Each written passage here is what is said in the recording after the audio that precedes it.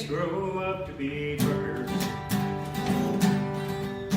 Don't let them drive big rigs and rusty old trucks. Let them be doctors, lawyers, and such. Mamas, don't let your babies grow up to be truckers. They'll never stay home and they're always alone, even with someone they love. Truckers like warm cups of coffee, clear mountain mornings, little warm puppies and children and driving all night. Them that don't know him should thank him, them that do know just how hard he's been working. He ain't slow, he's just heavy, show some good manners, it's all just try to drive right. Mama, don't let your babies grow up to be truckers. Don't let them drive big rigs and rusty old trucks. Let them be doctors and lawyers and such.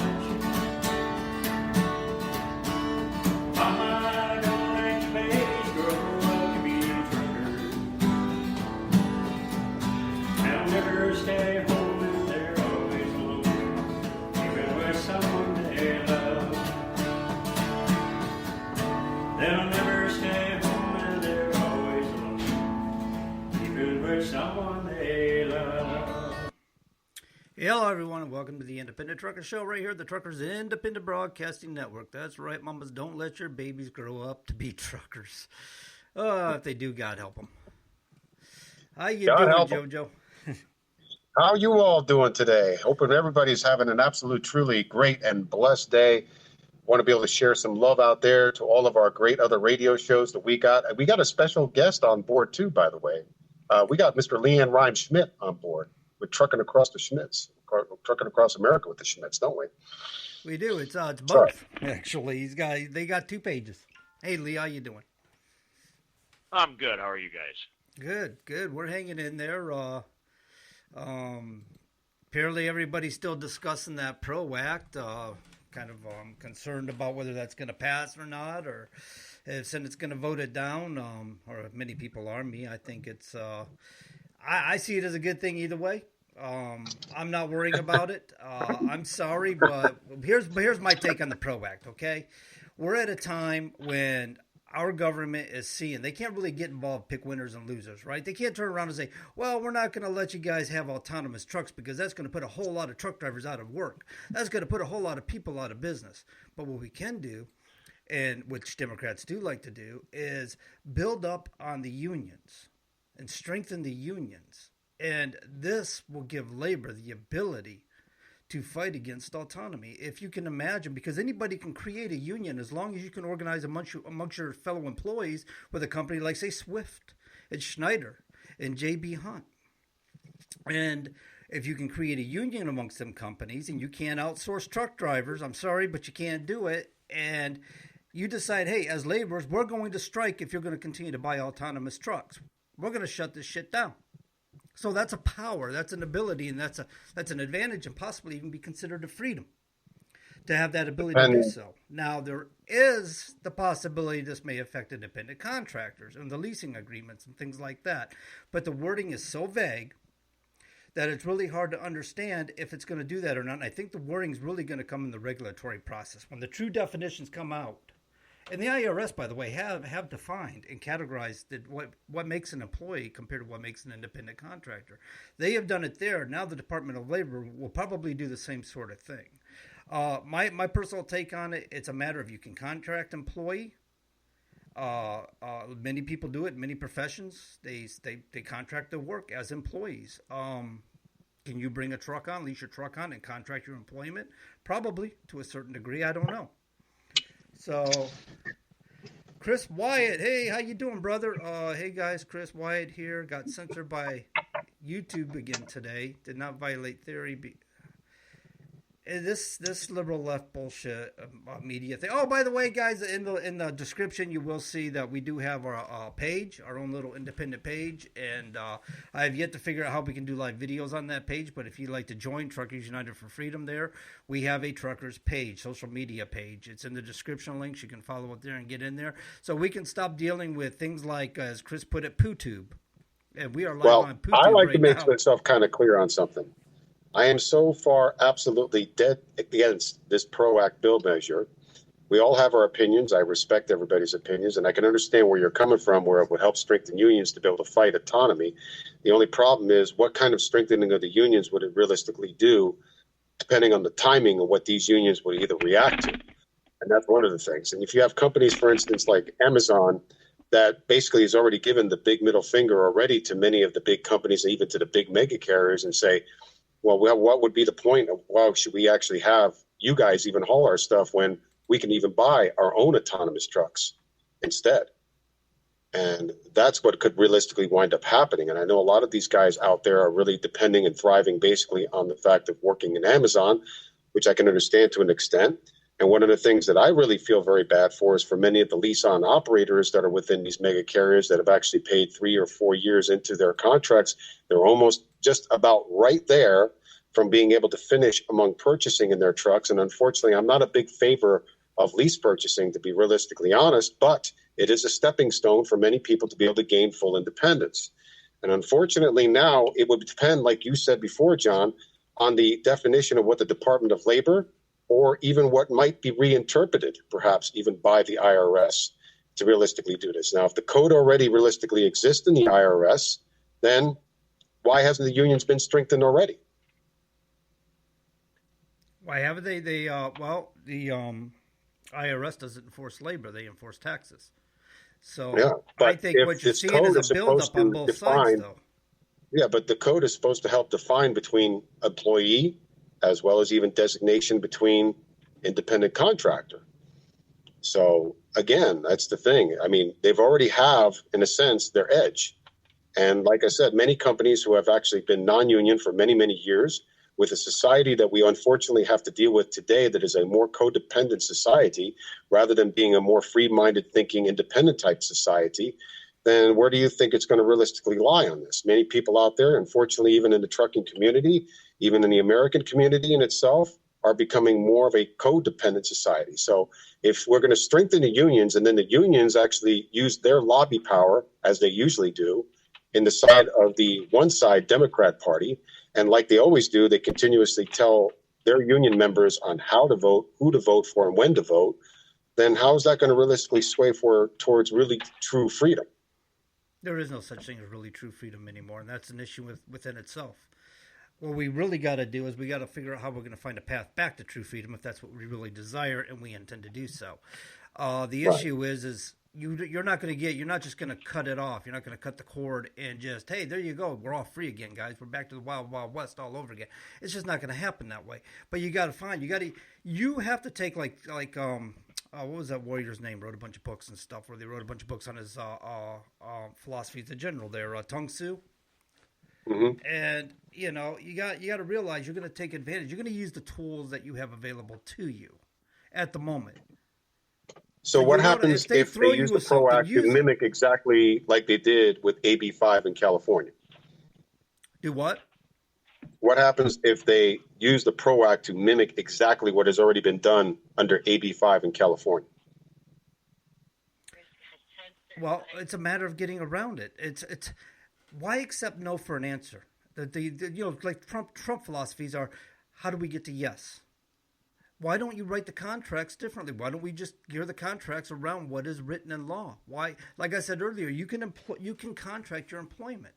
You can contract to make an agreement how much you're going to get paid. You can contract the length and terms of your employment. You can contract a whole lot of things in employment. What's going to realistically happen is that there will be a growth in independence, which I kind of like. That's the only thing I like.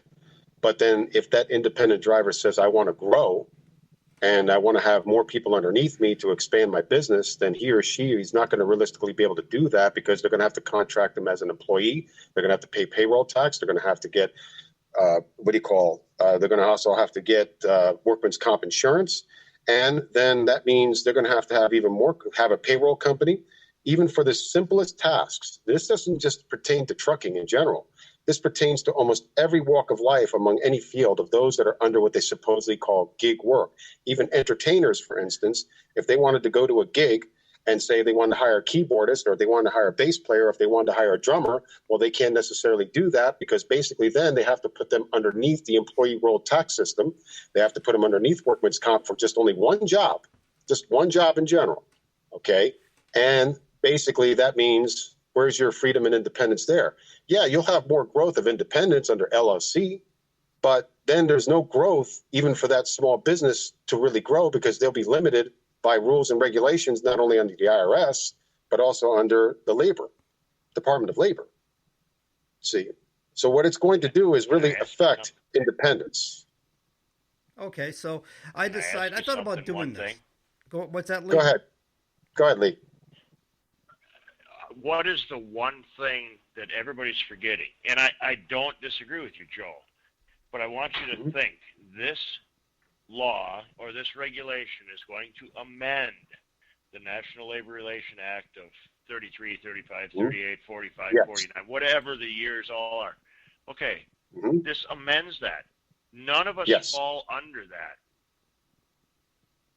That's what everybody's forgetting, and that's why I didn't say it was a good bill. I'm not for it whatsoever. But the National Labor Relations Act does not affect us as drivers. Yes, prong B is bad in the bill. I understand that. I get that. I wholeheartedly understand that. I'm not saying it doesn't. But this itself, in general, only amends the National Labor Relations Act. The National Labor Relations Act does not affect us as truck drivers. Okay. So then why has it affected so many people in California, including truck drivers? Because the only reason why truck drivers are realistically under the exemption is under court action rule for a hearing of a court. But truck drivers are underneath that AB5 measure in California. Was it worded the same way? Was it worded the same way? That says we don't know because the vagueness of the rule itself that's been presented under the description of Congress under the bill measure is extremely vague, like you said before, to be honest. Yes. So if, let's say, they decide to follow in suit because look who we have in charge. We have a democratically controlled Congress, we have a democratically controlled Senate, and we have a Democrat president. So now look who's in charge and look who they appointed and look who they follow by. Right. And so they're going to use the examples of what they could really follow. Now, will they take every single measure like it is in California into heart of that? No. But could they? Yes, they absolutely could. They could, yes. And what? Yes. So let me add this gentleman in, and let's see what his thoughts are on the matter. Mr. Chris White, how you doing? Hey, guys, how's it going? John, Jojo, what's up, man? It's been a while. How you doing, my brother? I'm doing okay, but as I put in the chat there, I'm starting to wonder why I wasted 36 and a half years of my life supporting and defending the Constitution that leftist, big tech oligarchs and politicians crap all over each and every day. Now, so I was about to say, I don't know how the system works calling in because I've only ever been a guest in the program, so I called in. I was about like, John, take that call, pick up the call. Harkening back to my mother there for you're always, oh my God, right. You had to remind me. Take that call, John. Take that call, John. Take that call. We got only one caller. I'll forget it. He hung up. Yeah, right. You got 3 callers on the line, Joe. Oh, forget it. They're all gone. Here's another thing, which I don't mean to interrupt, Mr. Wyatt. I just want to put one other thing because we have our show shared in a lot of pro 2A Second Amendment shows as well. The PRO Act also includes an anti-gun bill measure that's included with this among the transfer of firearms that you have personally will not be able to allow to sell personally, whether or even give to your family members, unless you as an individual will have to go through a background check under an FFL dealer. So why would they mix that into the bill as well? I'm sorry, Chris. Go ahead, brother. No, it's all right, guys. Look, I kind of apologize. I just I'm kind of hot under the collar, and I had a little free time to pop in tonight. So I thought, listen, so I don't mean to distract from your conversation about this labor relations thing that's going on, but I just thought I'd let you guys know I've been censored again and shut down on YouTube. I did a video and covering yesterday's worldwide rally for freedom and democracy. By the way, did you guys hear about that? Did you know there was a worldwide rally yesterday? Probably not. No. Yeah, exactly. Not. No. The only news report in the States on it was an article by Newsweek, which was a hit job because I interviewed 5 people in the build-up trying to promote it in South Africa. And those 5 people I interviewed anyway. So I before I did that, I did research. The only article I found was Newsweek, and it said that this was a LMNOP Anonymous, and you'll know who I'm talking about there. It's like talk around that.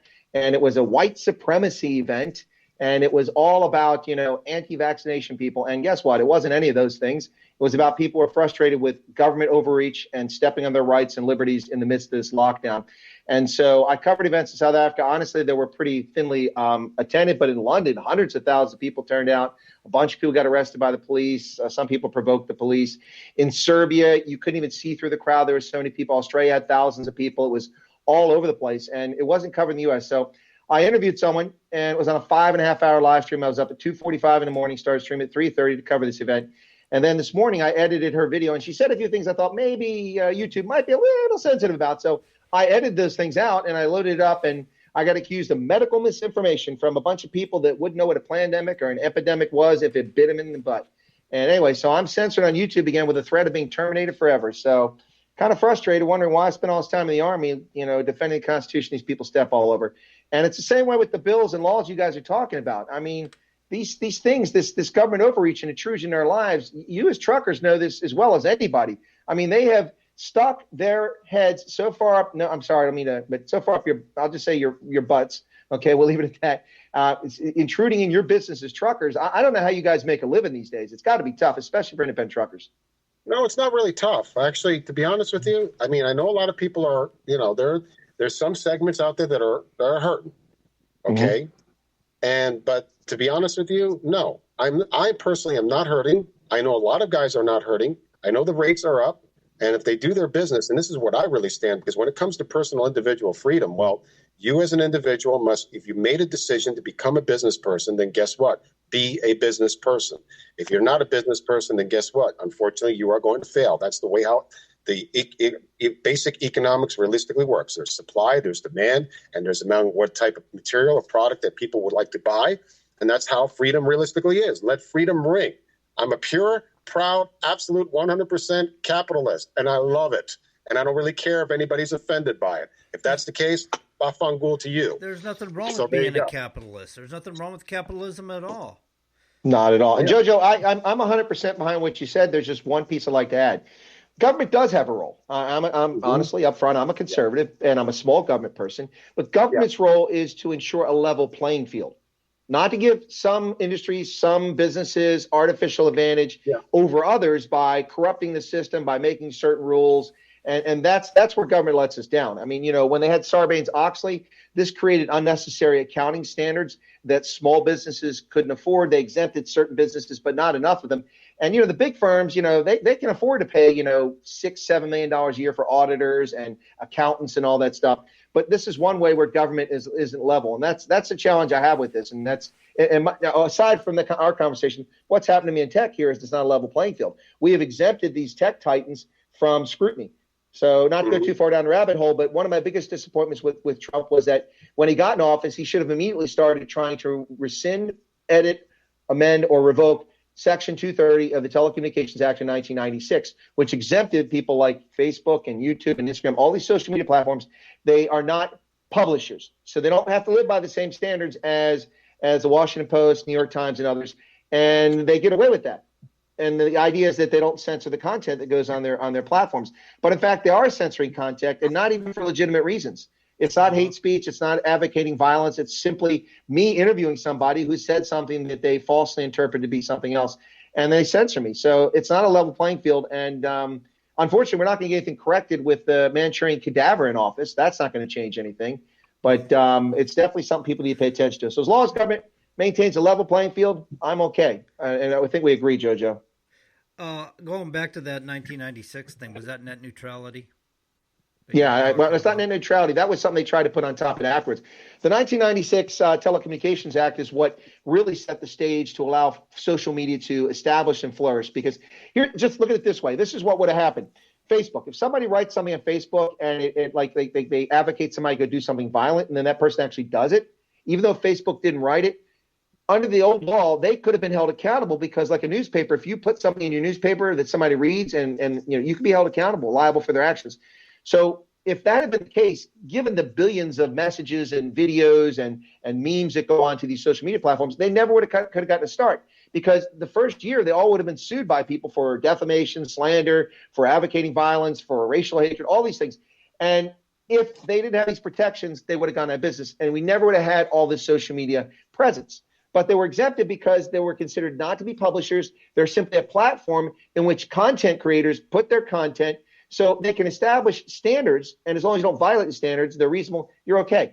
And they're not being held to account. So I've seen vile nonsense on social media, especially like on Twitter, and it's not censored. But anybody whose political view doesn't agree, or someone who tells the truth factually about an event, they're censored by these platforms. And they're getting away with it. They're having their cake and eating it too. They're saying we're not editors, but when they remove your videos or they edit your videos, that's an editor. So they can't be an editor and not be an editor. It's kind of like being a little pregnant, but not being pregnant. You're either pregnant or you're not. Get with it. But the thing about a private sector is they really don't have to follow. They can edit your stuff on their platform because they own it, right?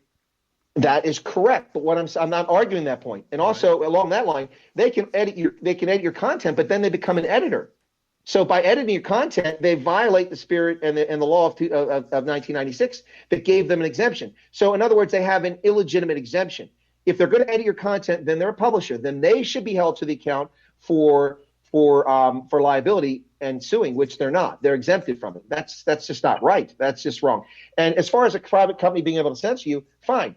There are terms and conditions. I signed up to term and conditions. I've abided by them. They have had artificial intelligence pull down my video without a human looking at it. I appealed it. A human didn't look at it again. Artificial intelligence is making a decision. A rational, cogent human being who watched the 6-minute video could not have concluded what they say I did. And it's not the first time. I didn't tell you guys last month, but when I was blocked the first time, I had videos pulled down 4 times the same day for the same violation. I appealed it. It went back up. They said, you're right. There's nothing violating here. 90 minutes later, the same video pulled down for the same violation. I appealed it. They put it back up within an hour. 3 hours later, come down for the same thing. It's just utter nonsense. You can't compete in a space like this because it's not reasonable. So the two arguments are either you're a publisher or you're not a publisher. If you're not a publisher, then you can't be taking my videos down unless I break reasonable norms. And I didn't break any reasonable norm. I was with, and so that's one thing. And the other is that as a private company, I abided by their terms. They can cancel a contract with me, but they have to have cause. Otherwise, I can sue them. I can sue them for breaking the terms. And speaking about censorship, they just limit me on my sharing, by the way. So I just want to let you know, because I was trying to share the show out there, and Facebook has just said I've exceeded my limit of sharing, by the way. So please, by all means, if you all like, share, as well as comment. And also make sure you tell them how now we're being censored here as it is right now as we speak. So God bless America. You actually have been saying this for well over 6 months or better. Throughout all last year, we've noticed that people reach and stuff have gone down. It's diminished compared to what it used to be. Yeah. We can have 157 shares and reach maybe 2,000 people. That's just, it used to be if you had 50 shares, you could reach 2,000 people, you know? Yeah. Yeah. Depends on where you share it too, though, to be honest with you. And that's a whole different that's an algorithm thing and whatever else. But you were talking about artificial intelligence, Wyatt. And John, you posted something about artificial intelligence with Tesla, by the way. And so would you want to share a little bit about that, if you don't mind? I'm trying to remember what it was I posted. Oh, come on, John. Come on. What did I post? You were talking about how Tesla, for instance, was not even realistically able to navigate even through a city, if I remember correctly. Oh, there was a video that this guy, what he did is he took and I remember now. You can find it on YouTube. And or you can find it on my main page or my Facebook page. But so this young guy took this Tesla and he put a drone over top so you can see the top of his vehicle, and he put it into autopilot mode, trying to make a left turn in the median. And so he would set it up in the median, put it in autopilot mode. It would move forward, and then as cars were approaching, sometimes it was trying to run out in front of cars where it didn't have time to cross the road to make the left turn. Other times it waited so long when it had time. And it could have went like 10 times, but it never did. A couple times it had acted appropriate, and a lot of times it would have caused an accident if he allowed autopilot mode to function. And so what he's saying is this technology really isn't working, guys. It's pretty scary stuff. It is. It actually, I'd come across an article that said Thune and Feinstein about 2017, 2016 was actually talking about we're moving too fast with this type of technology. Thune has been trying to put some legislation into effect for well over 4 or 5 years now to regulate this kind of technology, and it does not pass the House or does not pass the Senate, one or the other. It's not going through Congress. So how are the unions going to realistically fight against the autonomous technology? I mean, the only angle that I could see the unions try to realistically produce would be to make sure that there's an individual in the truck in order to maintain their membership. Because, I mean, countless times the Teamsters, which I mean no offense, okay? I'm not disrespecting Teamsters unions. I'm not disrespecting an individual who believes in unions, but let's be really honest. Let's go back to the history of what Teamsters as well as themselves have really done. Let's put, like, for example, with UPS, okay? Multiple times they've gone on strike, all right? Not very often, but they have, all right? Who takes advantage of whenever time that UPS goes on strike? Another private entity called FedEx that is non-union, because then they go to their customers and say, guess what? Our employees don't go on strike. Another time in which they made a big stand on against big companies like UPS was the time when UPS made the decision to go into part-time casual workers. And so next thing you know, they said, no, you're going to keep and retain our full-time workers because you're going to give them the opportunity to become drivers, and you're going to promote, and you're going to also pay them more money. But then UPS came back and said, if we go part-time, how many more members are you going to have now? You've now just quadrupled your membership, by the way. So the Teamsters have a hammerlock on UPS. I worked for UPS once upon a time, and I'm not anti-union, but I'm also not pro-union. I certainly see a role for it, but I've also seen abuses over time. And all I can say about my experience as a Teamster, I was a very unhappy Teamster. I didn't want to be part of it, and I didn't like the approach. And I know that UPS made its decisions based on what the Teamsters would say, and that's not good business. Interesting.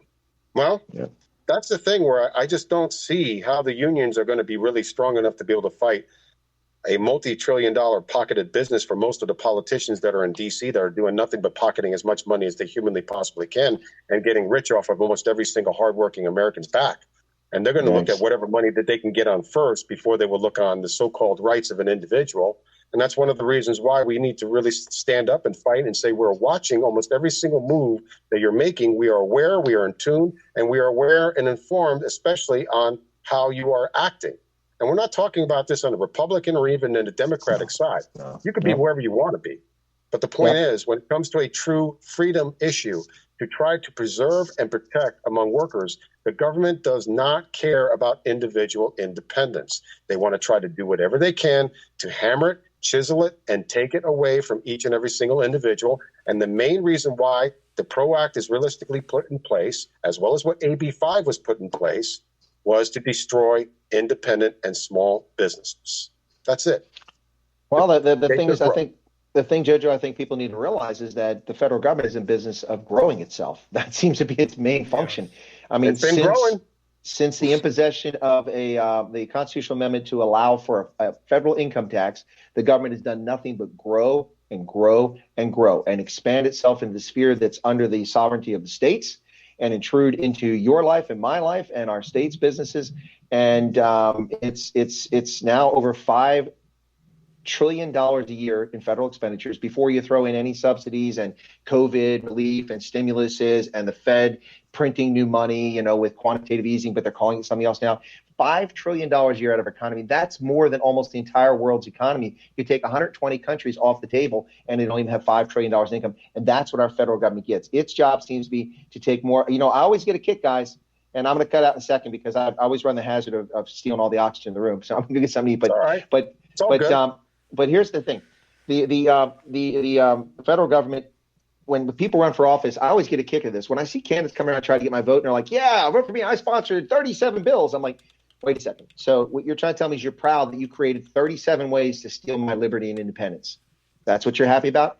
How about tell me about the laws that you rescinded that were ridiculous? Like, you can't spit on a sidewalk in 1867. Did you rescind that law? I want to hear from a legislator that's trying to improve our liberty and not take our freedoms away and not buy people off with a little tax money here, refund, or a little child credit here, or, we're going to build you a bridge that doesn't go anywhere here. That's not their role. They're stealing from you to give to me or me to give to you. And a lot of sheep out there are just really comfortable with that. And that makes me nervous. This is where I could really agree with you when you said that there has to be a certain embodiment in order to have among basic rule to, in other words, preserve the safety among people, as well as to even out the level of the playing field. But the problem, unfortunately, with our government, as well as even our state governments, even our local governments, to be honest with you, is the overlapping law, where one law is among another overlapping law. And if you're not in violation of federal law, then you're going to be in violation of state law. If you're not going to be in violation of state law, then guess what? You're in violation of local ordinance. How many laws do we realistically have to have in our hands to really be able to follow by, okay? We've heard about how they're supposed to strike down on certain laws in which the Trump administration had done, take one rule away, take the other rule away. But, you know, have we really seen that significantly? No, I'm sorry. You know, when freedom is taken away, it doesn't come back. That's the thing. No. When freedom is taken away, it does not come back. Under the PRO Act bill measure, like they always do in Congress, they add amendments. They also add earmarks. And what they want to try to do is also get a little bit of a gun provision measure bill passed under the PRO Act itself. Meaning you as an individual that likes to give either your firearm even to your own family member, to your own son, to your next of kin, you will not be allowed to do that under the PRO Act bill measure. Which So means sure you that will. Sure you will. You'll just be a criminal. You will be a criminal. Was that firearms and ammunition? Wasn't there something? I'm sorry? Was that firearms and ammunition? Was there something about ammunition, or am I confusing that with HR 127? That's with HR No, it was 127. ammunition also. I thought it was ammunition also. You couldn't let anybody have ammunition. You couldn't let somebody use your weapon. You couldn't do anything like that. Jesus, this is insanity. I don't know if you guys read HR 127. That stupid No, bitch out of I Texas. passed out after reading HR 1. It made me so nauseous. Oh, Sheila HR Jackson 1. is- Oh my God, that's a whole different thing, man. Man, that's that. After reading that, I had a headache the size of Missouri. Unfortunately, we always got a lot of headaches. And then, you know, John makes me read more things than everything possible. And I'm thinking to myself, you see this hair, John? It's getting grayer and grayer and grayer. At least all you your got fault. some. All your fault right there. That guy right there. And by the way, the reason why I had to get off the channel is because I noticed with my phone being on the opposite direction, my flag was facing the wrong way. Couldn't have that, by the way. Freedom I and see that. independence. I see you sorted it out. But Yeah, I had to do that. I had to do that. No, I mean, By you're the way. probably, Jojo, you're probably like this. And like, damn it, I just want to be a truck driver. What am I doing reading all these political bills, man? Come on. I'll tell you what, Well, man, to it's hard to be keep true- up with them. It's incredible trying to keep up with what's going on, and then they change things as they go along, and now you got to keep up with the changes. And this is why people become complacent. This is why people give up. They just want to live their lives and have some kind of peace and happiness while they can, and they don't realize by doing so, you're selling yourself out short. You're losing your country. You're losing your freedom, and your kids are not going to have. They're not going to have the good life that you have one day. Yeah, what's the quote is that freedom is but one generation. You know, the tree of liberty has to be your friend, or something like that. You know, I think Reagan repeated that. Maybe it was Patrick Henry or somebody said something like that initially. But No, it was, the reality is that freedom is not one generation away. It's one freaking election cycle away. That's what's come down to. One election cycle is the loss of everything. It's crazy. There'll always be something to fight for. And I can even guarantee you that even our parents and our parents even before that have almost said the same type of cataclysmic thing because among change of society, change of technology, and because unfortunately we are faced under a different type of change of society in itself. Don't get me wrong. Okay. There's only so much that we can realistically do. We can only promote, we can only help, we can only inform, and it's up to another generation to decide on what they feel compassionate about to help stand up and fight. With our education system, unfortunately, the way how our education system is being directed, though, they're indoctrinating. That's one of the biggest problems, unfortunately. We don't have an education system that teaches really history. They don't even understand what the Constitution is realistically about. They don't even understand who our founding fathers. Heck, they don't even remember who's even the last 5 presidents. But that's Exactly. beside okay? And so it's a sad thing, and it's a sad change. But you know what? That is up to educators themselves to really come out and fight for themselves to be able to come up with. People, you all have to realistically understand, it doesn't matter whether we have 1 or 5 or 10 people watching live, or if we have 2,000 or 3,000 people watching either later on. You know, I always tell John the same thing. It's always good to see us grow, but there's still 4.5 million truck drivers out there that are still not hearing the message. There's still good also point. 350 million Americans out there still not necessarily hearing the message. Are they aware, or do they really like the way our government is really functioning? No, the majority don't. And the majority understand. But then the thing is, they put their hands in the air and say, what am I going to do? Where am I going to do about it? Well, be in tune, be informed, try to talk with people about it. You don't have to argue about it. You don't have to make it a mudsling about it. Well, forget it. I live in an Italian household, so guess what? It's always going to be an argument, even about spaghetti and sauce. Just trust me on that. But any case, all I can say is you need to have good discussion, especially with your kids, with your children, and tell them and teach them. Because obviously the education system is not going to necessarily teach them. All they do, unfortunately, at least in the majority of states, not all states, but in the majority, is they only practice them for a test to pass a test. And the reason why they have a test is so that the schools can receive more funding, especially if their level of stats go up higher and higher in a certain way. That's unfortunately what our education system has lied into. You as parents are among the best defense to be able to help among our future generation to understand this. And well, I can give you one quick example of that, JoJo, that I don't know if I shared with you guys before, but when I came back from Africa in 2015, started working at the U.S. Army War College, we have summer interns that come from top Ivy League schools that come either that live from the Carlisle, Pennsylvania area, or they come here because they get an opportunity to get an intern. They work with, and we're all postgraduate, master's degree granting university level professors. So they come and they learn from the professors and they do, intern stuff for them. And the first time I was here, it was right after Ferguson and Trayvon Martin and all these other stuff going on. And we go down to the cafeteria at lunchtime. I hear these young kids talking. They're college kids. Most of them are sophomores, juniors, seniors, and a few grad students. And they're always talking about this and all this and social injustice, this and all that, and going on and on and on.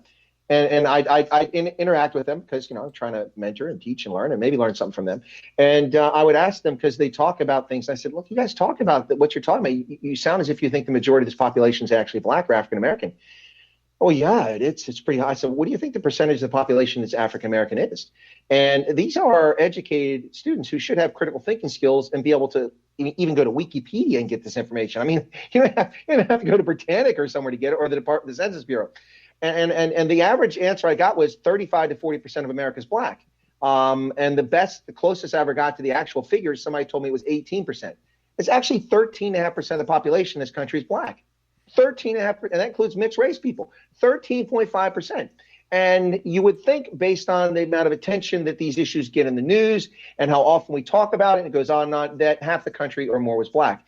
And so my point is that these are people who are not capable of simple research and critical thinking when someone throws something in their face and they accept it at face value. You have to be learned from the standpoint. You don't have to have degrees, but you have to be able to differentiate when someone's telling you something, and you have to go, wait a second.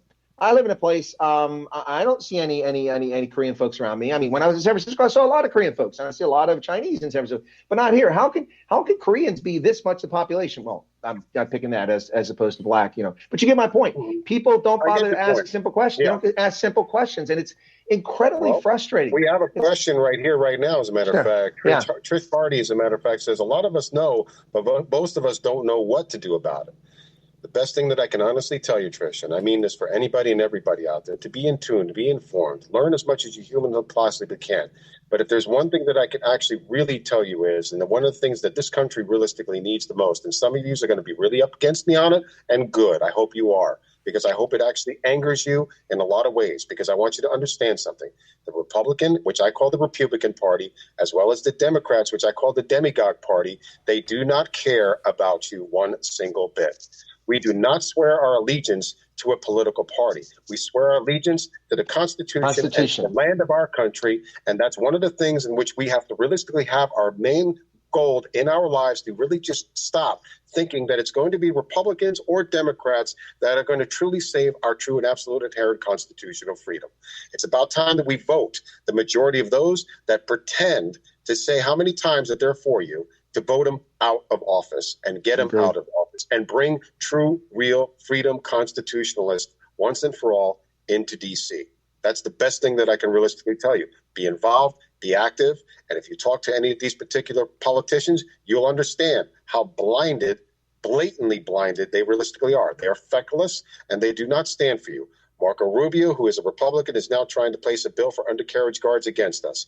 What happened to all that freedom talk that he was talking about for us? He did an about face also against the NRA, which, don't get me wrong, the NRA has not realistically done too much and necessarily for us in a sense either. Okay, I'm being really fair and honest about this. There actually been a very long 5-year disappointment to me.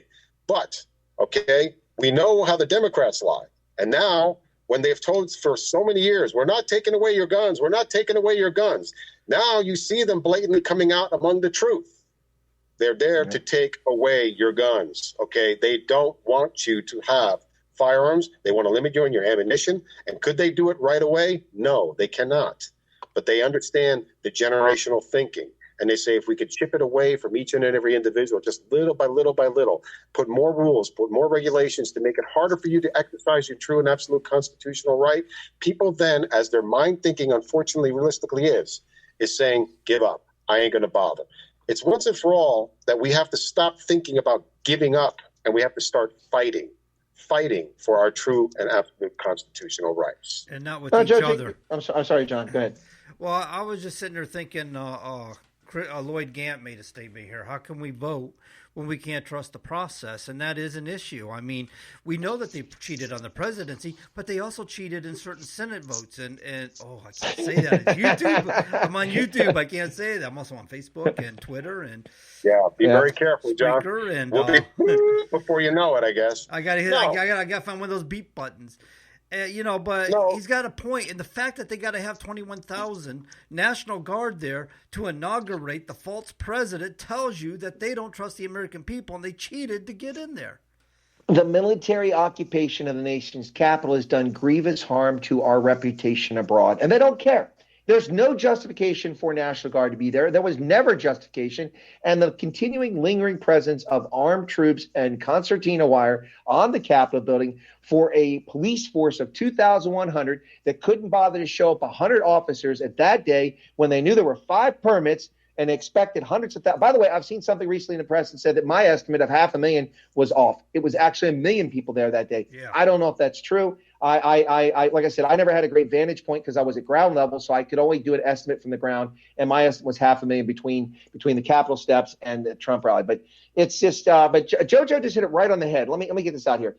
Here's the thing, and this this is when it dawned on me. It's been 2 decades, but when Bush became president, and he starts championing leftist and policies and democratic policies and coming out with prescription drug benefits and the No Child or Every Child is Left Behind Act. I'm like, wait a second. I thought you were a compassionate conservative. And then when I saw members of the Republican Party vote in lockstep almost with those idiotic positions, I'm like, wait a second. These people aren't conservatives. They're not even Republicans. They are true rhinos, a lot of them. And here's the thing. The people are saying in 2022 is gone unless the state legislatures that screwed this up fix their voting systems. Pennsylvania allows people to break the law. The state broke the law, and they're not ashamed of it. So the Republicans are the ones that put the bill forward because they're morons. There's only a few members of our legislature that actually are true constitutionalists and understand what's going on. So they're talking about the Republicans win 2022. First of all, I don't care if the Republicans win because I can't trust half of them or more. And number 2, they aren't going to win because the fix is in. The fix will always be in as long as people can drop off ballots at a box that's not attended, that's not secure, that has no chain of custody. You'll never win again. So we have some real work to do in this country before 2020. And by the way, I'm seriously contemplating a run for statewide or for Congress. Depends on who's going to run for my congressional district in the next election, because I have had it beyond the top of my head with this nonsense. I'm sick of these feckless, as JoJo said, feckless, clueless, self-absorbed, self-enriching prima donnas who get up there and run their mouths and act like we are stupid. We're not stupid. I can pick people in Appalachia that are brighter than these clowns are, but people are silent, and we've got to sort this out. Guys, I'd love to stay, but I'm going to drop off. I'm going to go get something to eat because I haven't eaten all day, and I've been dealing with the poo tube, banishment. So I'm streaming on Facebook. I'm streaming on Facebook again if anybody wants to find me. At least for now. So, and the Indaba Aftergrip. So, thanks a lot for your. I sent you a link for Restream. Check that out and see if that works better for you. I will. There's a bunch of things. I have a Odyssey account which holds some promise, and then there's Rumble, which is a bit confusing, but I use it. Yeah. I've got BitChute, which is full of a bunch of weird people, so I'm not so sure I want to send people to BitChute. I've got Subscribestar. I've got Patreon, but I don't really do anything Patreon, Subscribestar.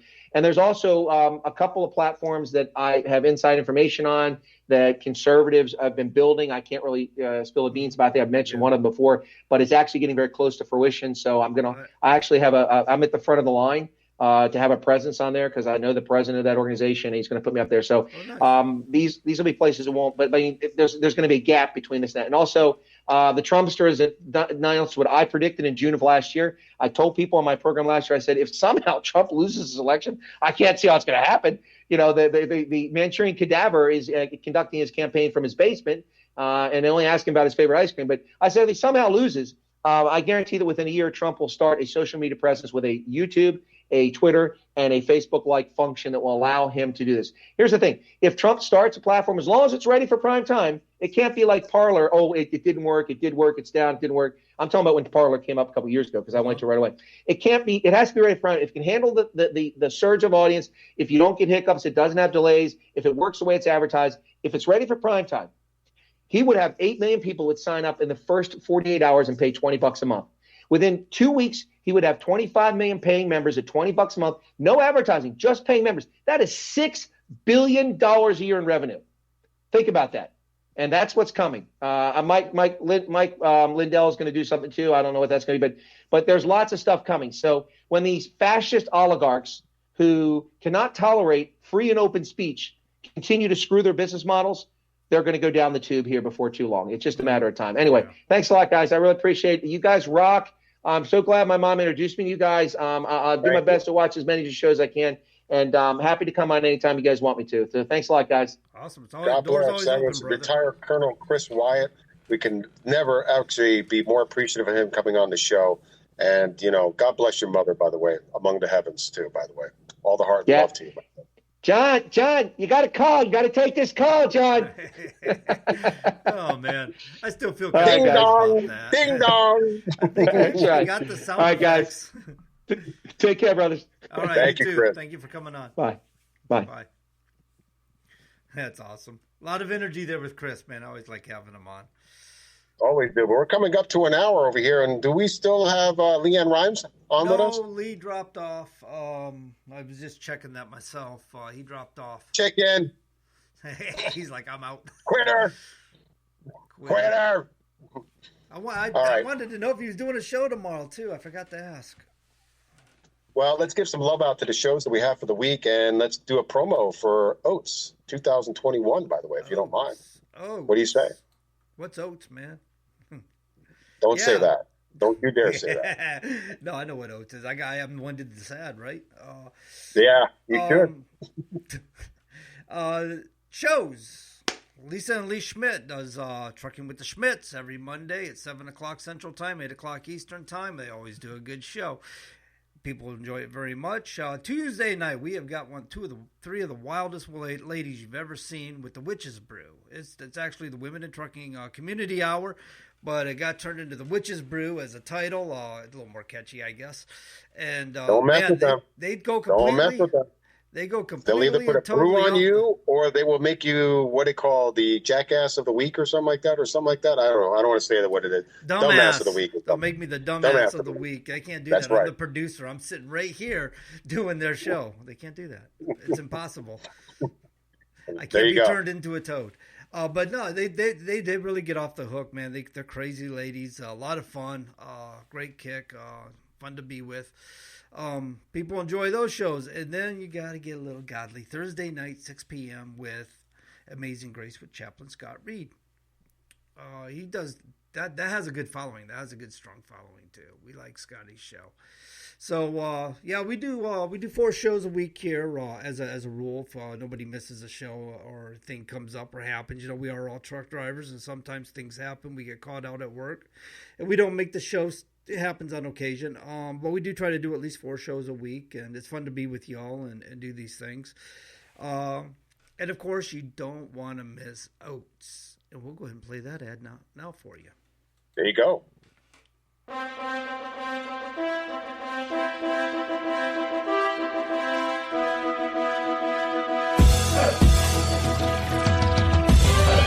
Break 19. Go ahead, break. Well, thank you, driver. Let me tell you about Oats. That's the outrageous American truck show at the Holmes County Fairgrounds at Harvest Ridge in beautiful Millersburg, Ohio. This event is happening July 8th through the 11th of 2021. This is not your typical truck show. We are featuring semi-truck pulls, bull riding, 2 days and nights of concerts, comedians, fireworks, a beer garden, and vendors. Of course, we will be having a Sunday church service. This will be the single greatest truck show that you will ever attend in trucking. Tickets come in 1-day passes, 2-day passes, and 4-day passes. Booths are available to vendors.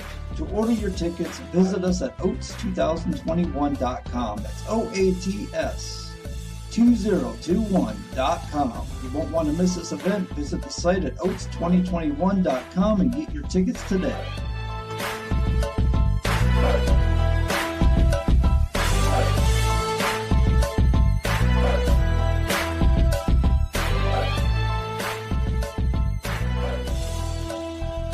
Oats, my friends, is the only truck show that is going to happen this year, unfortunately, because Matt's unfortunately is canceled, as we know, of course, and unfortunately GATS is permanently canceled.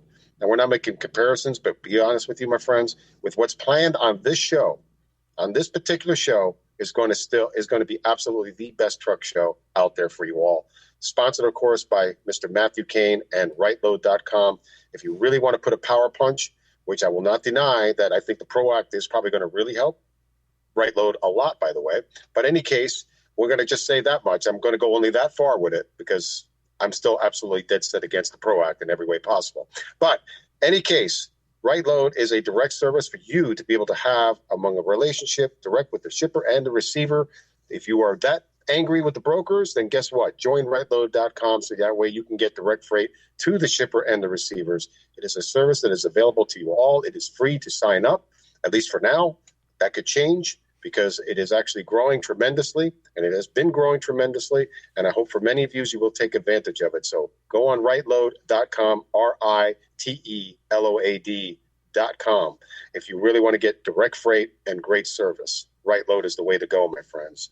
So Oats that is going on is going to have not only, like what John was saying on the promo, we're going to have tractor pull, bull riding event, concert event. We're going to have a man that's going to be shot off a cannon, by the way, with fireworks on top of that, and is going to try to beat the Guinness Book of World Records on how far he can shoot. I don't know how many trucks they're going to line up and how they're going to line it up, but all I can tell you is that's going to be an amazing feat. The concerts, aside from having such great talent and great musicians like Bill Weaver, Taylor Barker, Paul Maherhofer, Jake Brake, I believe, is joining, and Tony Justice, by the way, is joining in with the event as well. There's going to be other people that will soon be announced because 4-day passes are already gone, sold out, by the way. And this event is on July 8th through the 11th. There'll be a truck show as well. And Millersburg, Ohio, at the Jones County Fairgrounds, beautiful place, been there multiple times. It's a great area, by the way.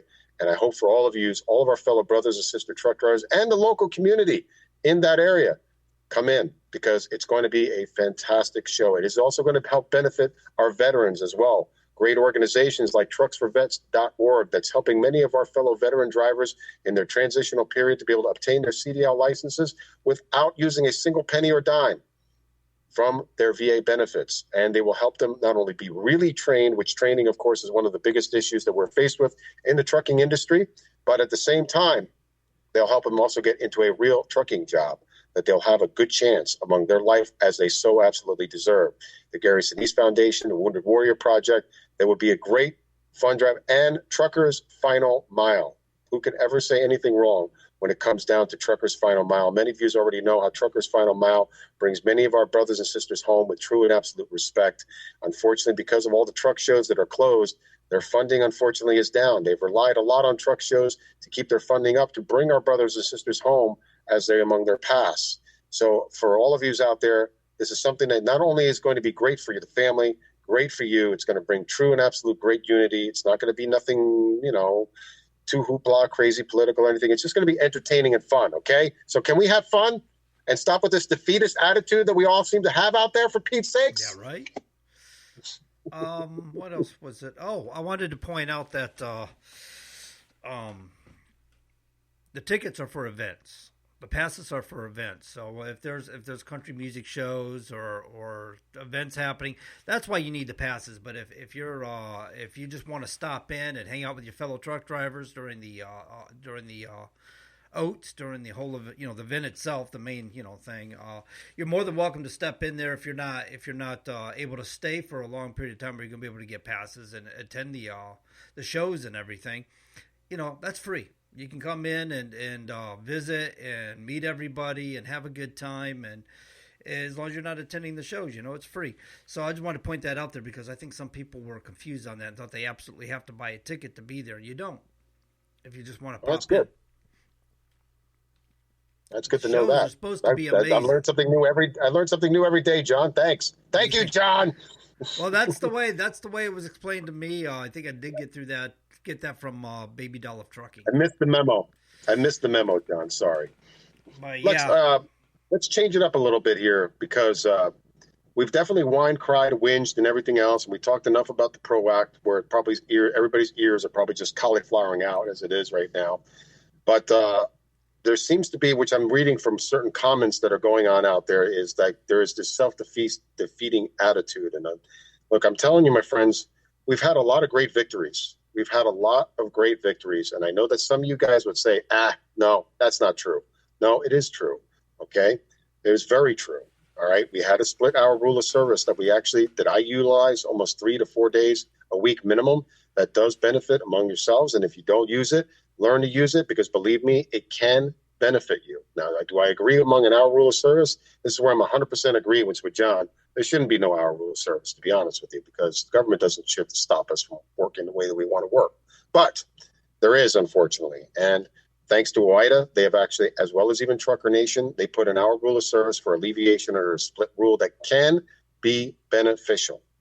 Use it to your benefit, to your advantage. If your company does not allow you to do it, then you're with the wrong company. Okay? That's all I could say.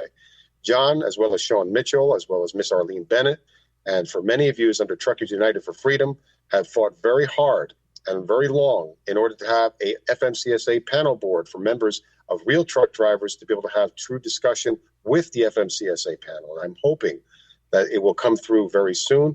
I know a lot of people have actually signed up for it. And again, another victory. And I know that doesn't sound like victories, but those are victories, people. And the thing is, the camaraderie, as well as even for all of those that are trying to realistically help and unite among every event that's come in since Operation Black and Blue, hell, even since the Surface Transportation Act, okay? Many of you were not really, as well as myself, were not necessarily really informed about what is happening in trucking industries and how you could use certain rules, as well as even the regulations, against them. Believe me, my friends, these are one of the things in which you can use to benefit yourself. You have to use a rule against another rule. And that's one of the things in which I can only tell you all how we could be in tuned and informed. In Indianapolis, there is a rally, by the way. And I did not have that in front of me, but I will have it in front of me. Now, if you feel very compassionate about your industry, then you should join that rally and be a part of that and participate and be in tune and be informed and share some good camaraderie with many of your brothers and sisters. We can't forget about 10-4 in D.C. And 10-4 in D.C. is also another way and method for you to actually come together with many of your brothers and sisters. Again, whether if you're Republican, Democrat, doesn't matter where you're from or what group or organization that you are a part of. You could be there right in D.C., parked alongside your brothers and sisters to make yourselves heard and make also government to be aware that we know what you are realistically trying to do to all of us. So every event and everything that we can do possible to help you to be attuned, informed, and give you real information is one of the key things in what we can realistically do for all of you. And that is a win for all. And there's going to be many other wins, and they may not seem as significant or high, but you all cannot have the self-defeated attitude, because that's unfortunately what the opposition wants. They're trying to place you into that measure. So that way you put your hands and give up. And it's about time we should not. Not while we can have at least a momentum on our side to push forward to. Sorry, John. No, actually, also in regard to what you're saying is sometimes we don't feel like we're having wins because we become accustomed to those wins. When you experience that and you're like, okay, we got that now, but you become accustomed to it. Now it feels kind of like, old hat or something. It doesn't feel new. It doesn't feel fresh. So people don't recognize that they really did have that win there.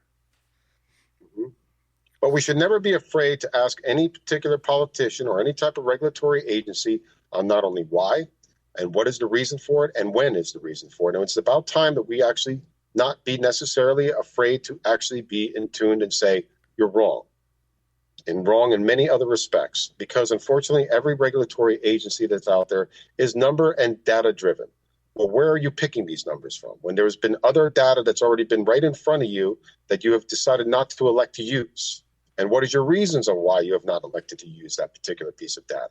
So unfortunately, it's not just only the trucking fight. It's also when it comes to our Second Amendment constitutional rights. It comes to education. It comes to even just in any means, health and human services. All the departmental agencies out there, unfortunately, are all data driven. And so, yeah, you can have the data to bring to it. Then why did you not conclusively accept this particular piece of data? Why did you accept that particular piece of data? And now look at the mess you have actually created. That's then the things in which you have to really try to get and understand on this. Sorry, John. Oh, it's all right, man. No, you're doing good. I mean, I didn't have anything particularly I was waiting to say or anything, so.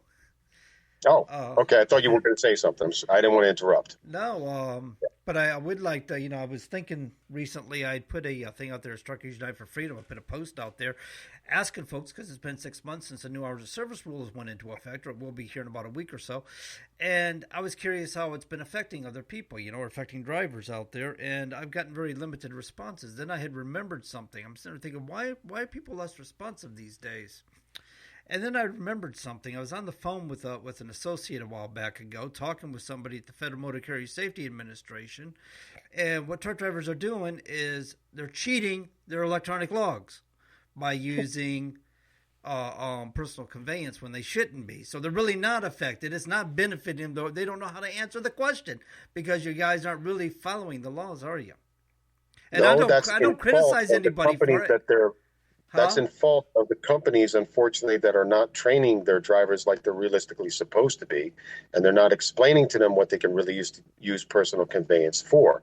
And for the safety administrators of each of these companies, for instance, if I'm not going to deny that there's going to be bad apples that are abusing personal conveyance in the wrong way, in the wrong manner.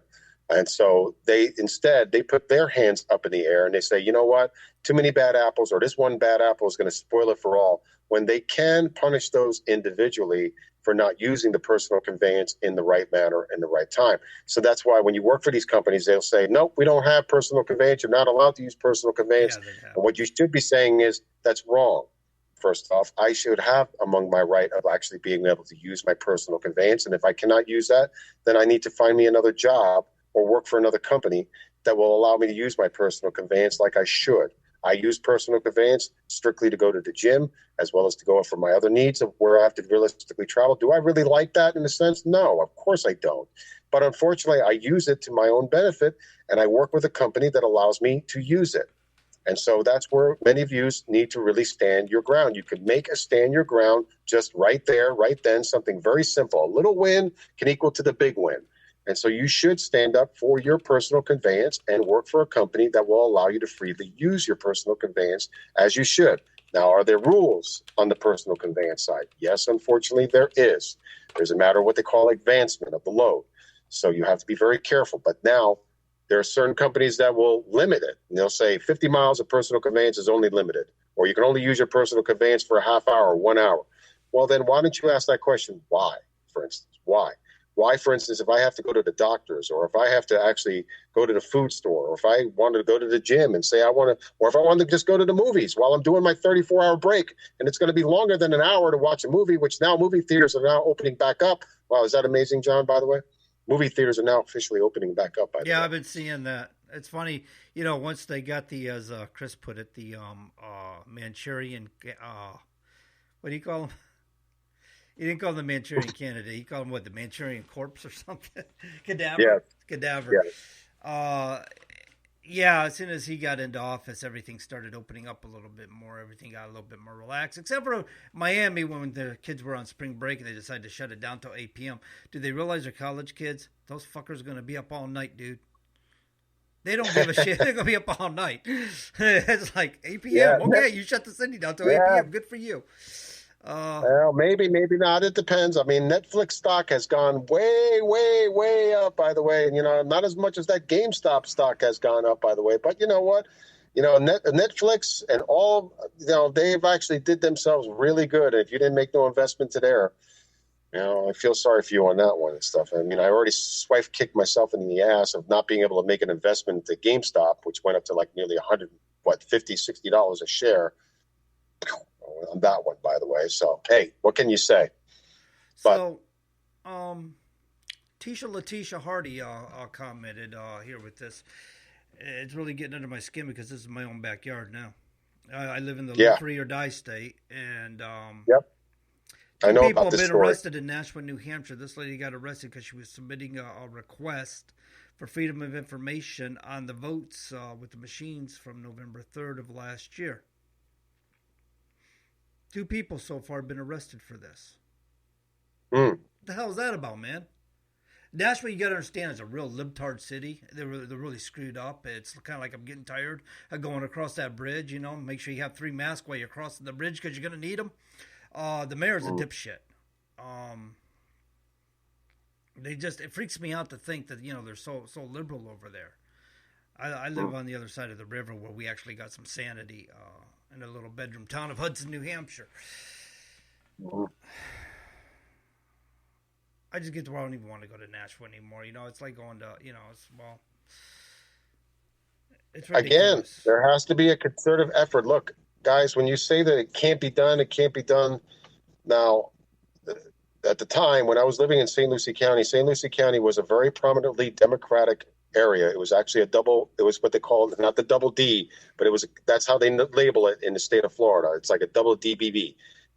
Area and stuff. And so, myself, as well as many others along that district, had worked very, very hard, not only to talk to people, promote among certain candidates locally in that particular area, which, don't get me wrong, okay, you're going to say, well, that's just one little small town. Well, Port St. Lucie has more people that live in the city of Port St. Lucie than they do in West Palm Beach, Florida.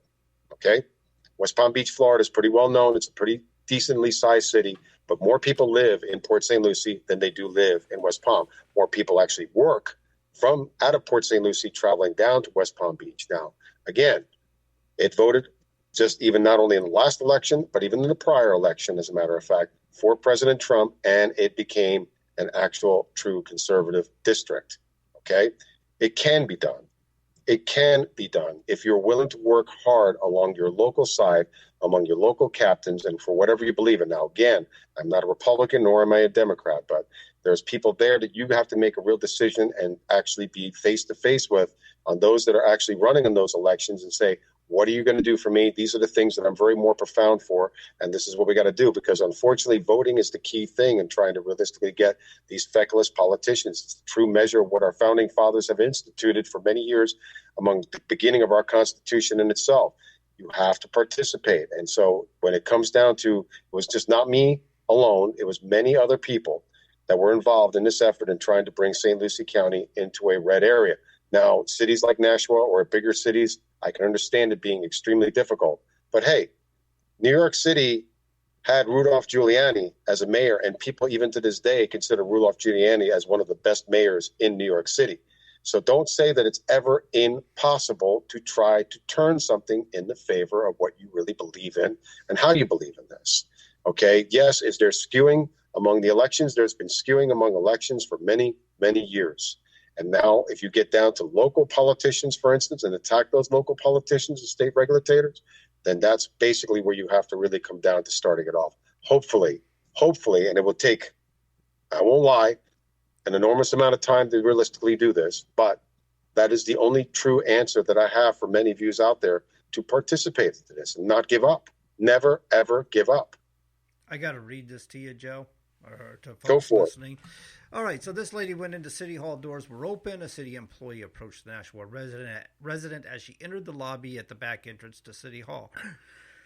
Right outside of the clerk's office, the Nashua resident explained that she was there to pick up copies of public records and had an appointment. The city employee addressed her by name, knowing who she was based upon her appointment date and time. The city clerk approached the Nashua resident in the lobby as the clerk's office was closed.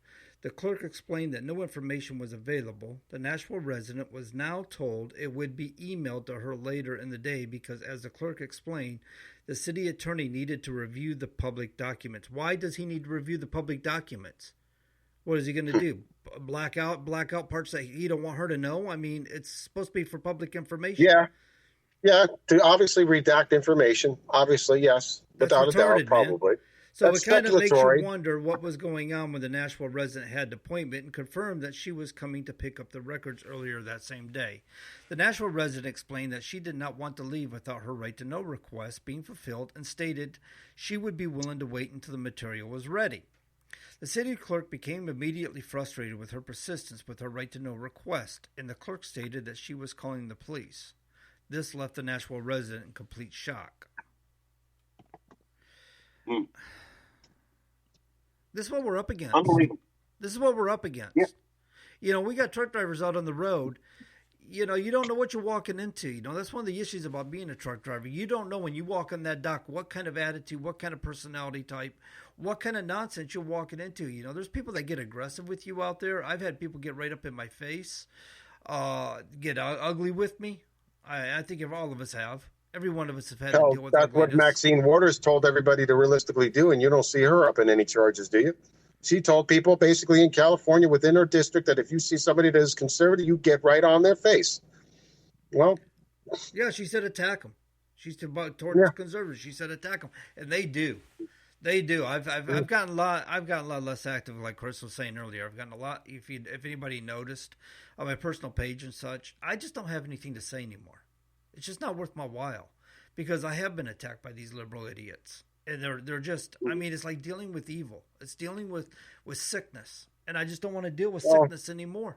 Well, Don, try it on both sides because I get attacked by both sides. I even get attacked by my fellow 2A members.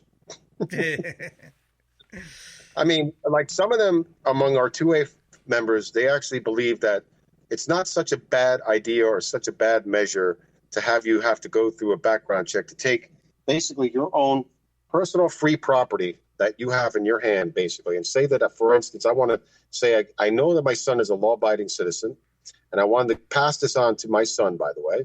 And basically what happens then is, nope, I can't pass it on to my son because now we have to go to the gun store and go through an FFL check for this particular piece of firearm. Now, it could be anything. It could be a family heirloom of any kind. Well, that's the subject among monarchy of our citizens, basically. Our government has changed over, not from a true free republic. It's actually changing over to a monarchy type system. So that's what happens, basically. That's what the king was when And by the he way, left England. yes, this is a very proud Glock, by the way. It happens to be one of my first absolute beautiful handguns, actually. And my very favorite of my Beretta more than anything. So, yeah. And it's not really even a Glock anymore. It's actually what they call it. But the witches call me Joe Lock. I call it a Joe Glock. So there you go. There you go. Letitia asked, what days and times are you guys on during the week? This is our time slot, Sundays at 6 p.m. We were a little late coming on this evening. It was my fault. Let's see. Trucking with the Schmitz come on at 8 o'clock Eastern Time, Monday, tomorrow night.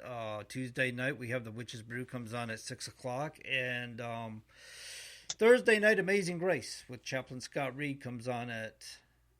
Are those bullets? Real bullets? You can find some? Amazing Grace comes on at 7 o'clock Eastern Time. I'm very proud to have an entire ton of 9mm ammunition, by the way. Yes, I am one of those hoarders, too. I'm a proud hoarder of ammunition, too, whether you like it or not, because I love it. So there you go. Sorry. So here's my Go thought. ahead, John. So what they're saying is to buy a gun, you got to go through, if this law passes, this HR 127, if it passes, you've got to go through all this bullshit to own your weapon. Plus, you got to pay $800. Oh, that's a pleasant thing. You got to pay $800 for your what is it, for your permit to own them. You have to have insurance. But what's it say about if I make my own? Nothing. Not a damn thing. I'm thinking it's Nothing. time to get ingenuitive and do some back engineering and I don't know, make one just as You good can or have better. you can have one hell of a fancy 3D printer if that be the case, to be honest. And if you know how to if you know how to form out polymer, then you got to go ahead and go for it. Me personally, this is what I've even been trying to say for the longest time. The idea of these types of measures, even though it's a very good chance that HR 127 as well as HR 1 may not pass, but you're going to see how close it could pass. And that's the problem. And it's all because of spoon-fed measuring. You see, they've indoctrinized the idea of many of these people to say it's not such a bad idea to just have an FFL background check on any type of firearm sale. It's not such a bad idea to limit individuals to be able to have whatever type of ammunition. It's not so bad. And guess what? It's so difficult anyway to carry a firearm. It's so difficult to even obtain a firearm because why? Because these officials have made laws to make it difficult for you to exercise your true and absolute constitutional right. And that's the problem. That's what they're trying to do. They're trying to phase out the generation, in other words, of those that actually do believe in our true and inherent constitutional freedom. And the Second Amendment from day one has always been among choice. You have a choice to enact your right or you have a choice not to enact your right. So there basically goes. But you know what? Those among the political pariah themselves and the anti-gun establishments are going to always try to be able to place whatever type of fake little skewed number measures, in which we all know that even the CDC has even confirmed the fact that more than 2.5 million lives have already been saved by the evil, what they call black firearm that I proudly and absolutely carry, as I always do. And so there's a couple of more I could show you too if you want. That's besides the point. Yeah, this is my proud little block, by the way. There you go. Showing off the gun. I did that one night. Why not? Also, guys, microwaves are great. You know, talk about weapons and the right to self-defense. I think microwave energy is great, and if you can modify that and hone that, you can really make a weapon with that. If they want to take your guns away, make something bigger and better. Make something you could fry their brains out with. You know what I'm saying? You take the door off a microwave, and you take that little clip, and you shove it back in there. You got an open box, and you turn it away from yourself and towards your adversary, and fire that bitch up. You'll start cooking his insides out, man. You'll make him sick and nauseous. His eyes will get dizzy, and he'll fall to his knees and start puking. Then he's at your mercy. Trish, we have a member in our group of Second Amendment America that is like the master of actually making ammunition. And yeah, that's actually a very good idea. One of these days, I would probably like to have him come on and actually make it maybe a little tutorial or a little class about how you can actually make your own ammunition, basically, and all different, and the proper way and the safe way, which is very important. Don't get me wrong. Gun safety training is one of the most important things. Gun familiarization training is one of the most important things. And yes, you know, I'm a member of the NRA, as well as I'm also certified under the NRA as a trainer as well. I'm not going to lie to you. My last 5 years, unfortunately, I'm not very proud of the way out the direction of the NRA has realistically gone. But if you are a true believer among the Second Amendment, you believe in your true inherent right, there are many other groups and many other organizations that you can realistically join, even locally, as a matter of fact, that you can be a part of to be able to be in tune and informed and be able to try to fight for your advocacy among the Second Amendment, which I also really believe in a lot. And, you know, Ohio Gun Association, which is another great organization that is also predominant in our page, teaches a lot of safety training as well as even expression of what's happening in the state of Ohio and many other states, wherever you live. Let me see. I'm able to get at least one box a week. You know, good. I'm glad for you. You're actually doing something great. Getting just one box is awesome, by the way. To my understanding, Joe, that ammunition manufacturing is a lot less regulated than firearms. Yes, right, you can get the materials and do it basically out of your garage or whatever. Make all you want and sell it. Well, they're not really too much focused on the ammunition making because the government needs ammunition making. They need it for their own machine and for their own infrastructure and their own complex. Let's be realistically honest with you. What they're after is the gun manufacturers. And they always want to try to place liability against the gun manufacturers, which is absolutely insane and ridiculous. And the only reason why they want to do that is so that way they can crush. Again, this is the way our government works. It's very similar to trucking rights, okay? Think about this. If they implement a law, they know that that particular law is going to crush either the smaller or medium-sized gun manufacturers, and there will only be the bigger gun manufacturers left. But do you think the gun manufacturers are going to pay for the exuberant costs and tax and regulations? No, it gets passed on to the consumer. And as it gets passed on to the consumer, let's say my little clock that I just showed that anybody could realistically get for, you know, I mean, honestly, you can get a good Glock even around $300, to be honest. But now all of a sudden, a brand new Glock is about $500, give or take. The way how it is now, who knows? But if they implement measures like they want to, that same little simple $500 Glock then becomes a $900 or $1,000 Glock. And all of the other manufacturers that used to make very affordable firearms, which again, I'll be more than happy to show, will be gone because they cannot be able to withstand the rules, the regulations, the taxes, the information, and all of the things that go against them. So, like, for instance, Glock, Smith & Wesson, SIG, bigger gun manufacturers will probably still exist, but they'll have to exist under conform rule. And then that conform rule, they're going to pass on that cost to the consumer. And then the consumer is going to say, I can't afford that, so forget it. There's no point of it. And then it creates animosity among people who can't get them against those that already have them. This is the way how government creates divide. This is the actual machine of the way how government itself works. There's a system to it. What you're getting to is like cigarettes, prohibition by taxation. If you can make it too unaffordable, too expensive to purchase, people will lose interest in it. Yeah, but prohibition didn't work. As a matter of fact, it created one of the biggest crime syndicates in the world. No, you missed my point. They're not prohibiting you the same way like prohibition of alcohol. What they're doing is they're taxing you so much. I mean, who can afford $11, $12 for a pack of cigarettes in Massachusetts or New York City? True. It caused a lot of people to quit smoking. Well, I mean, everybody has a free right to either smoke or not smoke. And I don't deny how smoking can be very harmful to your health. We're talking something like apple and orange. Okay, prohibition happened because among, religious intent, if I should say. And basically, in that history, prohibition was basically put in favor among women, among the women's society, and because many of the women were being beaten by drunken husbands. And so they said, no, again, the government said, we have to put a stop to this. We have to put morality back in our country and everything else. And the idea then placed prohibition against all alcohol being imported or being manufactured here in the United States. Well, it created, like I said, the biggest crime syndicate, and almost every single, including all of the same politicians who enacted this law, were all violating this law. They were all having drinks like no tomorrow.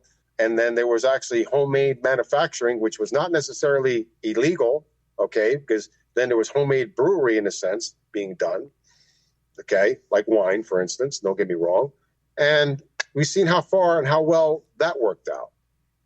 So there you go. Prohibition is a great example of what government messes up. Yeah, right.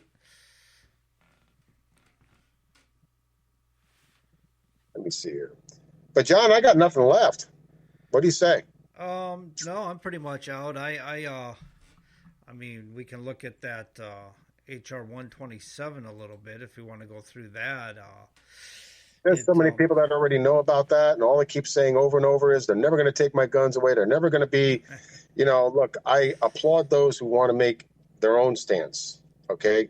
But there is a system that is in place to be able to make a stance against these type of measures. It's called you enacting yourself against many of these politicians that are trying to enact it, and working in those areas, especially those that you can actually try to bring it favorable to your side.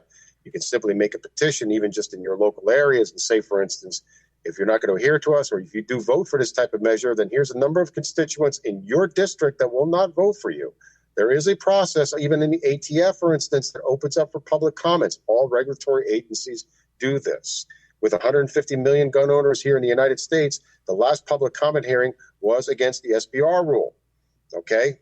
Only about 5,000 to 6,000 people made open public comment. And those 5,000 to 6,000 doesn't mean that they're all against it. Open public comments is also those who are available for it or against it. If you're not going to enact yourself, then guess what? This is the way how government tests. They use open public comments to test to see how far we can go through with this. And so that way they could be able to make regulatory changes and rules in their departments in which they're allowed to under the laws of Congress, unfortunately, because they have to abide by laws of Congress in order to make those type of changes. You have to enact yourself, and that's all I could say. There's ways to enact yourself. You keep saying over and over, forget it, but they're never taking my firearm away. Forget it. They're not, okay? They're not. Here's what they're going to do. For you to keep your firearm, they're going to establish a system for licensing possession of a firearm or ammunition in the United States, and for registration with the Bureau of each firearm present in the United States. The Attorney General shall establish and maintain a database of firearms registered pursuant to the subsection. So after applying for that license, you're going to undergo a criminal background check. Well, you already do that. You're going to undergo a psychological evaluation. Then you're going to have to complete a training course. Then the individual will have to have insurance. And then you're going to have to pay a fee of $800 to the Attorney General. So let's see. It shall be unlawful for you to transfer a firearm or ammunition to any person that is not licensed. It shall be unlawful for a person to sell or give a firearm or ammunition to a person unless the person has notified the Attorney General of the sale or gift. It shall be unlawful for a person to loan a firearm or ammunition to another person unless the person has been notified the Attorney General. It shall be unlawful for any person to possess ammunition that is a .50 caliber or greater. It shall be unlawful for any person to possess a large capacity ammunition feeding device. You'll get 10 rounds or less. I'm surprised it's not a fixed device where you can't remove your magazine from the gun. I'm really surprised I didn't see that. But that's just a quick summarization of what you're going to be facing. So yeah, guys, you're not going to lose your fucking guns. You're just going to go through shit to get them. You're going to go through shit to keep them. You're going to be treated with less dignity. You're being treated like a criminal. Guilty before you even got charged. And what makes it worse is the criminals are not even going to abide by any of these laws whatsoever. And they're still going to be able to obtain it. And it's only the citizenry that's going to be realistically subjugated against these type of laws. And they're probably, that's just the norm of what we always continuously say. But here's a prime example, John. Okay? This right here is a Glock. This right here is a Taurus. Yes, I carry actually a Taurus firearm. Okay, I know many is going to say, why are you carrying that type of junk? Well, actually, it's a pretty good firearm, as a matter of fact. This you can get honestly, very easily for about maybe $200, maybe $250. Current market, it's subject to change because of the current market. This particular firearm, which I'm not showing the same ones here. The camera is messing me up. Here's two. That way you see. Okay. This particular firearm will probably cost you, with the conformities and everything else, $500 to $600. So average hardworking Joe out there that has a family of four to realistically feed say, I can't really afford to pay for this type of firearm.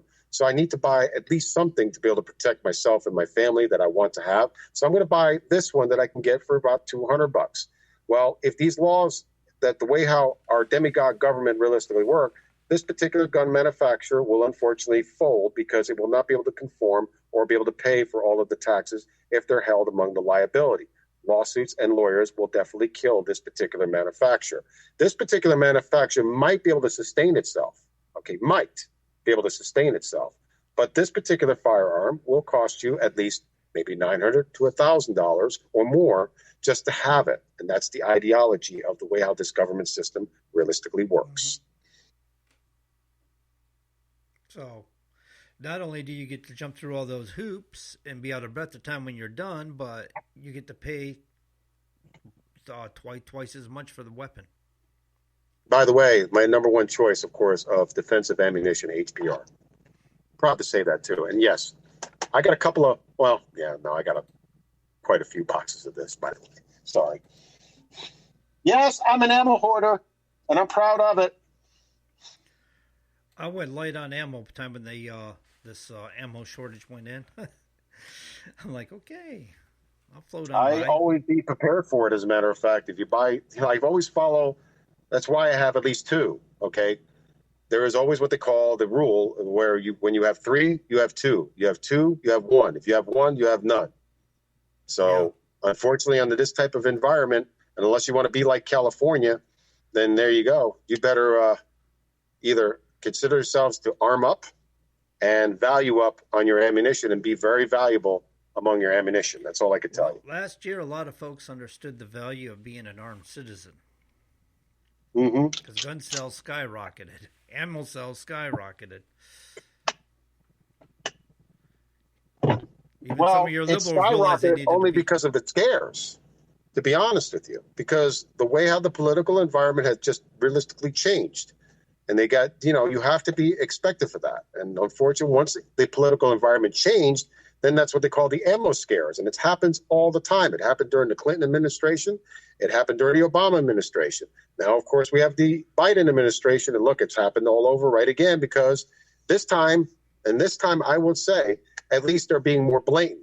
The last two other administrations, which the Clinton administration did place the AR ban against us, you see how successful that realistically was. Thank God it expired, and all of a sudden now everybody was able to free and clear. So, but then of course everybody, once the AR ban was actually was expired, then everybody went into the AR rifles. Now, even I was saying, it's not a big deal to either have an AR or not have an AR in there. Do I have multiple ARs? Yes, very proudly so. And some people say, well, you shouldn't be showing them. I don't really care. I'm a very proud 2A holder. I love every single bit of my firearms, and I'm going to be proud to show it. That's all there is to it. So there you go. They're fun, man. They're fun, but they're enacting my absolute right among my true and absolute human right of self-preservation and protection. No, it's fun to shoot. I mean, I'm not talking about carelessness. I'm talking about just fun to shoot. It feels good to discharge some rounds and hit a target. There you go. They're fun to use. And that's one of the reasons why you have a lot of ammunition for it, so you can practice. Which, when you practice, it makes you safer. I go every year, early December. Every year, a friend and I, we go to the range together. And we didn't go this year due to the shortage. It's like, okay, we'll pass. But it's amazing how many people from Massachusetts have to travel to your state in order to be able to freely shoot, right? Oh, it's a pain in the butt down there. Mm-hmm. My friend comes from Massachusetts. He comes up. And we shoot at the range up here. Yep. Well, if we want to live under those type of tyrannical laws, then continue to be inactive. And the amount of time that you spend doing a Facebook public comment, you could be doing an actual real public comment against the ATF and any of the measures in which they are trying to implement and do, especially under this current administration. So, again, we can only say this over and over. And that's one of the reasons why I know the NRA, as well as even other organizations, they do these call to actions, but everybody just puts their hands in the air and they just say, forget it. I ain't going to bother with it. No, it's sad. It's sad when you go look at the Federal Register and see how many people viewed it. Oh, look. There's millions and millions of gun holders, and less than 1,600 people viewed it. Less than 160 people commented. Sometimes you look at some of these on the Federal Register, you look and you see, 30 comments. 30 stinking comments. And how many of those comments do you think are opposition? That's the problem. The majority of them. They could be half. Yeah, 20. Yeah. And that's how they utilize the system against you guys. And this is what we're trying to really stress to you. And if you don't want to enact on it, then guess what? You're going to be living under the current status quo.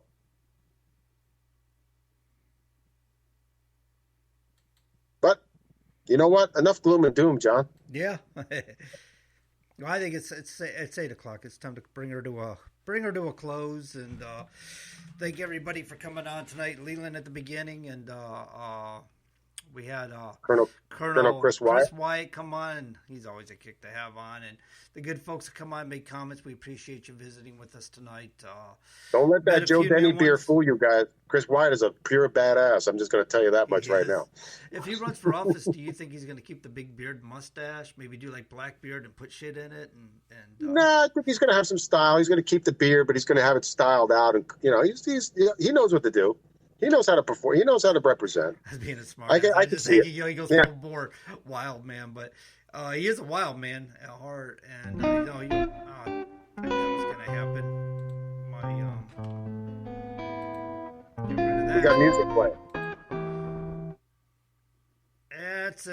That's my call-in number when I don't have two lines open and my other line closed off for some reason. So it started playing music. It's all that censorship, John. Censorship. No, that wasn't censorship. I don't know what that was. My system just, I don't know. I have a phone that I call in with, and it stopped working. You can't. It's technology, man. You can't count on technology. We all know it. But hey, root for those autonomous trucks, all right? Yeah. God bless you. What could go wrong? Yeah. We're all wrong. Until it really, when things happen, and all of a sudden, now we're not. Hey, like the FBI declared the ELD that couldn't be, by the way, hacked, and all of a sudden the FBI said, yeah, it can be, but yeah, we're all wrong. I know, that's okay. Don't worry about it. Letitia says says they live in New Hampshire. Said I'm a New Hampshire man, but thinking now of moving to South Dakota. Oh, God bless you. South Dakota is a great 2A state. It's one of the states that actually filed as being one of the sanctuary states, as a matter of fact, and I hope that goes through. And again, that's one of the efforts in which you can realistically do. Encourage your state to become a 2A sanctuary state. Like now it's up to nearly between 23 to 27 states now that are 2A sanctuary states. And I do hope, and I will be pressing for our beautiful state of Florida to also become a 2A sanctuary state. Some people ask what that is. That means, like the state of Texas, for instance, that basically gave the big middle finger to the federal government, saying, no, we will not only enforce any law, but if you do try to enact any of your laws, we will arrest you. And like even Missouri, for instance, I actually filed for its 2A sanctuary state. So, again, that's one of the things in which you can actually press for to become a 2A sanctuary, or, unfortunately, as much as I hate to say it, live or move to a 3 or 2A sanctuary state. Well, up on the upside, a lot of states have been making a lot of moves towards new gun rights and things like that, and they see what's coming. And they can nullify law as far as federal law goes. We've seen that with Colorado. They nullified marijuana. Well, again, there's also another great group and organization that's working very hard to bring the Convention of States. Again, That's one of the other things in which we have to realistically enact ourselves and be informed and try to help and support, as a matter of fact, which I'm used to be very against it, to be honest with you, only because I thought it was among a fear of bringing civil war, but it's not. And that's not the truth. And as you learn and as you get in tune and informed and you place your opinions, well, that's one of the best measures, or at least in a sense, the true last resort measure of hoping to bring our true freedom back. And that's where I say, be part of the organizations that believe in a convention of states. Got to end the show, JoJo. We got to end the show. Let's go. I've been trying. I've been ad-libbing all this time. Come on, let's go. All right, guys. We're going to go ahead and close out the show. Thank you for everybody for coming on. And as always, keep the greasy side down, the shiny side up in between the lines, and safe travel wherever it is you may be going. And we'll catch you next time, and we gone.